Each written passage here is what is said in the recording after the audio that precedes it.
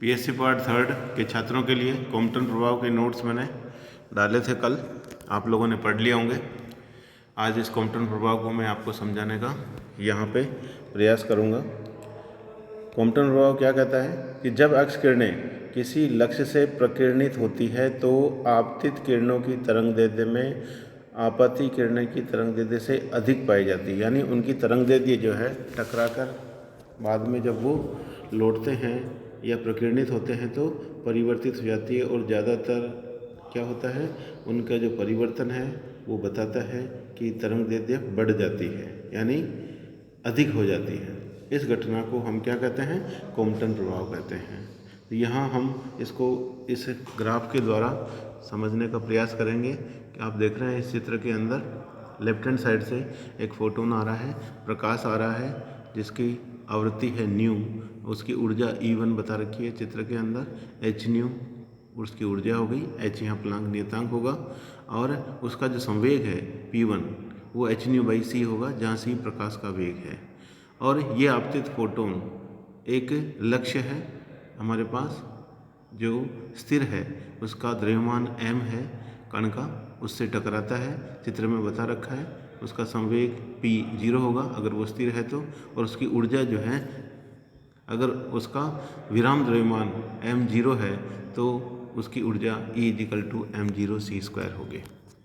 इस पर जब ये फोटोन आपतित होता है और टकराने के बाद माना कि वो प्रारंभिक x दिशा में आ रहा था, प्रारंभिक x दिशा से प्रकीर्णित होकर वो फाई कोण से ऊपर की ओर दिखा रखा है, वो प्रकीर्णित हो जाता है फोटोन, उसकी आवृत्ति बदल जाती है, न्यू से न्यू डैश हो जाती है, तो ऊर्जा E2 कितनी होगी, एच न्यू डैश हो जाएगी, और उसका संवेग P2 हो तो वो एच न्यू डैश बाई सी हो जाएगा।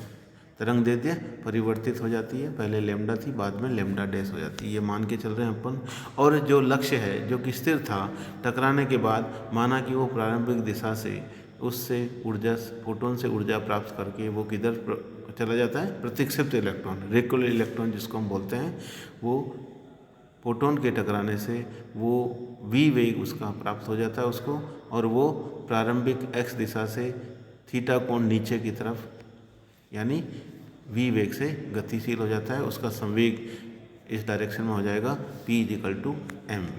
तो ये तो था चित्र जिसमें बता रखा है कि किस तरह से आपतित फोटोन इस लक्ष्य से टकराने के बाद प्रकीर्णित हो जाता है फाई दिशा में, और थीटा दिशा में वो इलेक्ट्रॉन चला जाता है जिसको हम प्रतिक्षिप्त इलेक्ट्रॉन कह रहे हैं। अब इसका मैथमेटिकली प्रूव हमें करना है कि किस तरह से तरंगदैर्ध्य में जो परिवर्तन हो रहा है, तरंगदैर्ध्य जो बढ़ रही है, तरंगदैर्ध्य में कितना परिवर्तन होता है वो हमें निकालना है, और उससे सिद्ध हो जाएगा कि ये कॉम्पटन प्रभाव प्रकाश को कण के रूप में मानने पर एक उसका जो है प्रायोगिक सत्यापन हो जाएगा।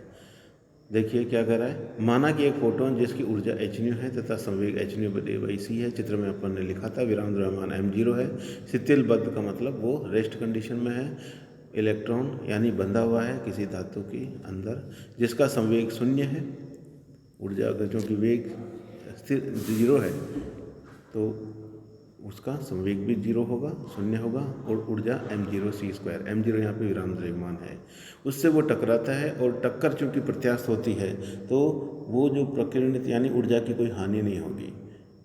यदि प्रकीर्णित फोटोन की ऊर्जा एच न्यू डैश तथा एच न्यू डैश बाई सी संवेग है तो ऊर्जा संरक्षण नियम, प्रत्यास्थ टक्कर है तो ऊर्जा संरक्षण के नियम का पालन करेगा।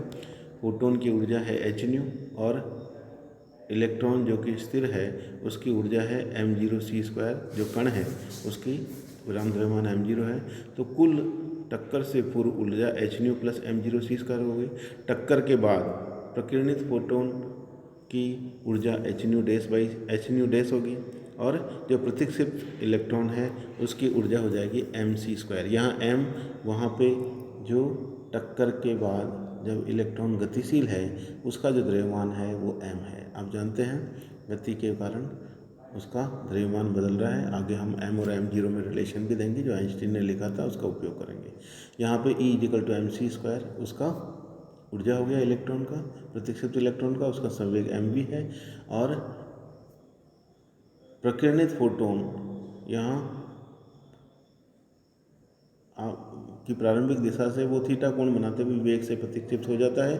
प्रकीर्णित फोटोन आपतित फोटोन की दिशा से फाई कोण बनाता है। चित्र में आपने देख लिया। अब यहाँ पे हम संवेग संरक्षण नियम का पालन करते हुए एक्स अक्ष के अनुदिश, है ना, संवेग संरक्षित रहता है। तो एक्स अक्ष के अनुदिश प्रारंभ में टक्कर से पूर्व जो फोटोन है उसका संवेग h/c है, और जो इलेक्ट्रॉन है वो स्थिर है, उसका संवेग हो गया 0। तो लेफ्ट हैंड साइड में h/c आ जाएगा +0, और राइट हैंड साइड में टक्कर के पश्चात दोनों का जो संवेग है वो होगा h/c cos फाई। ये तो हो जाएगा प्रकीर्णित फोटोन का। h/c इस दिशा में था और उसका x दिशा में घटक लेंगे तो cos फाई और आ जाएगा। इसी तरह से mv उस प्रतिक्षिप्त इलेक्ट्रॉन का जो संवेग है उस दिशा का अपन x दिशा में घटक लेंगे तो वो cos थीटा हो जाएगा। इसलिए यहाँ पे समीकरण 2 में ये राइट हैंड साइड में जो कुल संवेग है वो प्रारंभिक जो संवेग है x दिशा में उसके बराबर हो जाएगा। फिर y दिशा में निकालना चाहें तो h/c का y दिशा में घटक क्या हो जाएगा cos 90, क्योंकि x दिशा से ये कितना कोण बना रहा है 90, +0 इलेक्ट्रॉन चूँकि स्थिर है, और टक्कर के पश्चात y दिशा में जो घटक होगा, जो हमारे पास प्रतिक्षिप्त इलेक्ट्रॉन और प्रकीर्णित फोटोन है वो जिस दिशा से जा रहे हैं उसका y दिशा में घटक लेंगे तो प्रतिक्षिप्त इलेक्ट्रॉन तो वो तो 90 + थीटा कोण बनाएगा, और प्रकीर्णित फोटोन जो है वो 90 - फाई कोण बनाएगा y दिशा से। इसलिए इसमें हम कोस के साथ जिस दिशा में हमें घटक लेना है उसका कोण कोस के साथ हम लिख देते हैं। तो प्रकीर्णित फोटोन के लिए हो जाएगा h/c cos 90 - फाई, और इसका हो जाएगा mv cos 90 + थीटा। दोनों का योग वो टक्कर के पश्चात जो संवेग है वो प्रारंभिक संवेग का बराबर होगा y दिशा में। ये समीकरण आपके पास है, इसको आप सोल्व करेंगे। cos 90 चूँकि 0 होता है तो लेफ्ट हैंड साइड में 0 आ जाएगा, और cos 90 - फाई साइन फाई के बराबर होता है, और cos 90 + theta minus sine theta के बराबर होता है। इस तरह से हमारे पास ये समीकरण आ गई। इसको क्रॉस गुना करेंगे तो समीकरण 3 प्राप्त हो जाएगी, mvc sin theta = h/, sin phi. इसी तरह से समीकरण 2 है उसको आप हल करेंगे तो mvc cos theta = h/, h/, cos phi आ जाएगा, h कॉमन आ जाएगा, है ना, c को क्रॉस गुना कर दिया था। तो समीकरण 2 से हमारे पास ये समीकरण प्राप्त हो गई। इसका वर्ग करेंगे तो m² v² c² cos² theta के रूप में ये समीकरण 4 प्राप्त हो जाएगी, और समीकरण जो 3 थी उसका वर्ग करेंगे तो m² v² sin² थीटा की समीकरण 5 प्राप्त हो जाएगी। क्योंकि 4 और 5 में लेफ्ट हैंड साइड में हम देख रहे हैं sin² थीटा और cos² थीटा वाले पद आ रहे हैं, इन दोनों का योग कर देंगे तो sin² थीटा + cos² थीटा 1 हो जाएगा, और हमारे पास जो समीकरण प्राप्त होगी m² v² c² = h² nu + nu cos phi आ गई समीकरण 6। यहाँ से समीकरण 1 से हमारे पास mc² क्या था h/, -न्यू + m0c² हमने ऊर्जा का वो संरक्षण नियम से जो समीकरण आई थी ये, उसका अगर वर्क कर दें तो लेफ्ट हैंड साइड में m² c4 आ जाएगा, राइट हैंड साइड में h/, -न्यू का वर्क करेंगे तो न्यू² + ये आ जाएगा, और इस तरह से ये 3 पद हमारे पास आ जाएंगे जो कि समीकरण 7 को व्यक्त कर रहे हैं। आसान है। समीकरण 7 से हम 6 को माइनस कर देंगे तो हमारे पास समीकरण 8 प्राप्त हो जाएगी। ठीक है, नोट्स आपके पास हैं, आपको समझ लेना। अब ये कह रहा है कि क्योंकि कण गतिशील है तब द्रव्यमान है m, और जब स्थिर था तो उसका द्रव्यमान था m0। दोनों में आइंस्टीन के अनुसार रिलेशन होता है m = m0 √1 - v²/c²। इसका वर्क करेंगे तो हमारे पास, और फिर इसको c4 से गुणा कर देंगे तो ये समीकरण प्राप्त हो जाएगी 9 m² c4 -m² v² c² m0² c4। तो समीकरण हमारे पास 8 और 9 का लेफ्ट हैंड साइड समान है, या 8 को हम वहाँ पे 9 में रख देंगे तो हमारे पास ये समीकरण प्राप्त हो जाएगी, और उसमें m0² c4 दोनों तरफ कट जाएगा और समीकरण प्राप्त होगी हमारे पास। इस तरह से सोल्व करने के बाद c/न्यू डैश -c/न्यू = h/m0c1 - cos फाई। अब आप देखें c प्रकाश का वेग है, न्यू आवृत्ति है, तो c/न्यू हो जाएगी प्रकाश की तरंग दैर्ध्य टक्कर से पूर्व, यानी आपतित फोटोन की तरंग दैर्ध्य, और प्रकीर्णित फोटोन है उसकी तरंग दैर्ध्य हो जाएगी c/न्यू डैश, जहाँ न्यू डैश उस कि प्रकीर्णित फोटोन की तरंगदैर्ध्य और आवृत्ति में जो संबंध है उससे हम यूज करेंगे।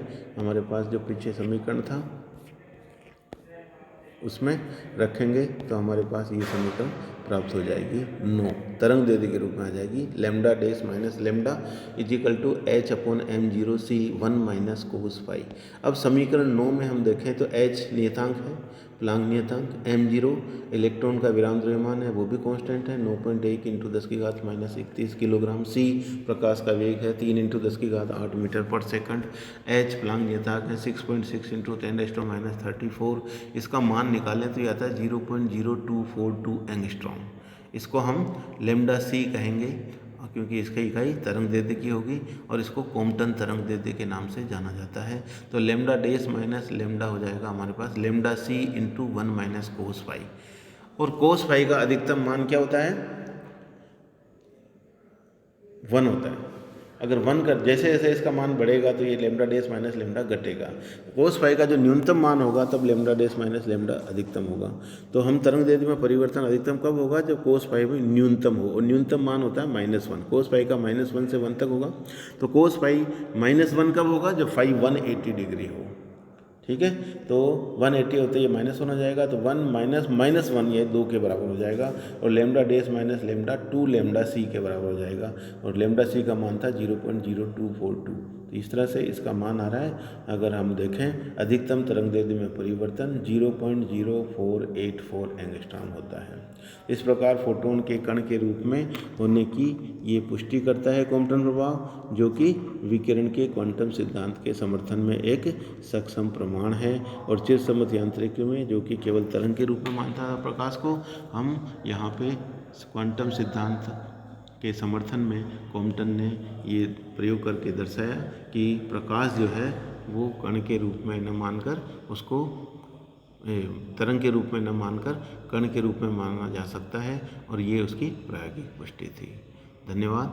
आगे हम बने रहिए, अगला टॉपिक हम कल पढ़ेंगे।